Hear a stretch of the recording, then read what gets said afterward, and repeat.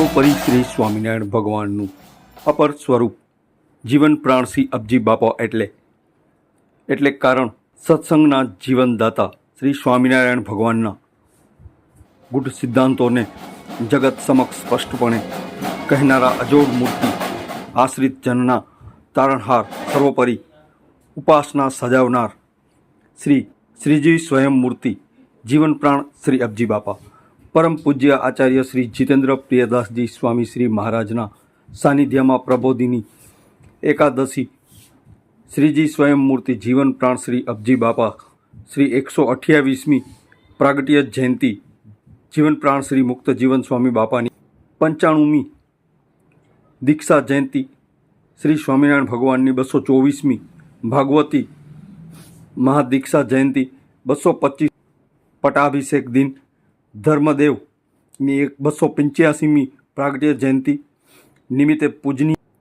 નિમિત્તે પૂજન અર્ચન આરતી ધૂન ઉજવણી કરાઈ હતી. આમ કુલ 6 મહાન ઉત્સવોની પરમ ઉલ્લાસભેર ઉજવણી કરવામાં આવી હતી.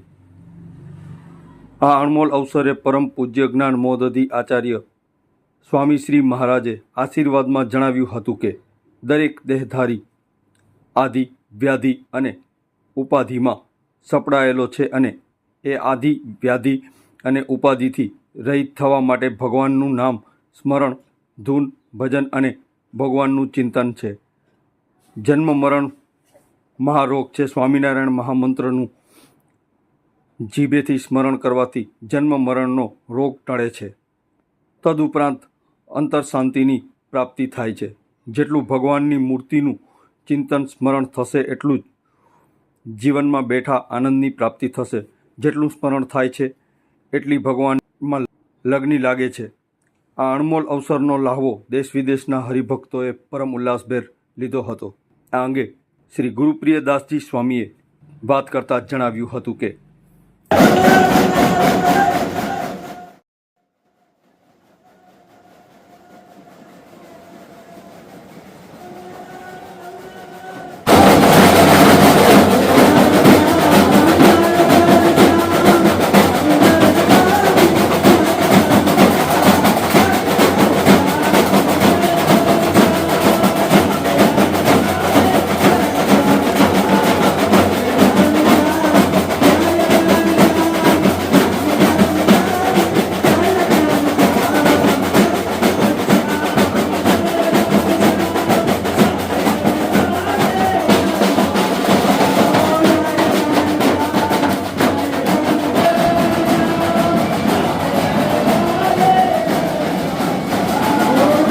મણિનગર શ્રી સ્વામિનારાયણ ગાદી સંસ્થાન શ્રી સ્વામિનારાયણ મંદિર મણિનગરમાં આજે શ્રીજી સ્વયંમૂર્તિ જીવન પ્રાણ શ્રી અબજી બાપાશ્રીની 180મી પ્રાગટ્ય જયંતિ શ્રી સ્વામિનારાયણ ગાદીના આચાર્ય જ્ઞાન મહોદધી પરમ પૂજ્ય આચાર્ય શ્રી જીતેન્દ્રિય પ્રિયદાસજી સ્વામીજી મહારાજના પાવન સાનિધ્યમાં મોટી સંખ્યામાં પૂજનીય સંતો અને દેશ વિદેશના અનેક હરિભક્તોએ સાથે મળી અને 24 કલાકની અખંડ ધૂન કરી હતી. સાથે સાથે જીવન પ્રાણ શ્રી અબજી બાપાશ્રીનું જીવન કવન કીર્તન ભક્તિ દ્વારા પ્રસ્તુત કરવામાં આવ્યું હતું, જેનો લાભ અનેક હરિભક્તો અને ભાવિકોએ માણ્યો હતો. અસ્તુ. જય સ્વામિનારાયણ.